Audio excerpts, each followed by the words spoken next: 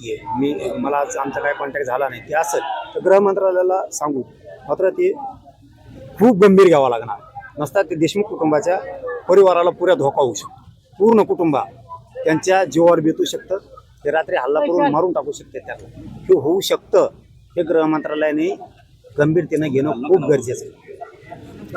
वाल्मी कराड यांनी जामिनासाठी सुप्रीम कोर्टात अर्ज दाखल केलाय. 26 तारखेला सुनावणी द्यावा. तू कुठं जाय म्हणा, तू सुप्रीम कोर्टात जाय, नाही तर ट्रम्पकडे जाय, तिकडं कुठं जाय, तुला सुट्टीच नाही. इतकं पाप केलंय ना तुम्ही. उलट त्याच्याच कुटुंबाने सांगायला पाहिजे आता हे सगळं धन्यामुळे भोगलंय. हे सगळं प्रॉपर्टी धन्यामुळे. आणि आता आमचा माणूस आत गेलाय. त्याच्या बायकोने त्यांनी सांगायला पाहिजे. आशावर जगू नये त्यांनी. आज येईन उद्या येईल. आता बाहेर नसतो खेळ. इतका क्रूर खून करणारा बाहेर असतो का?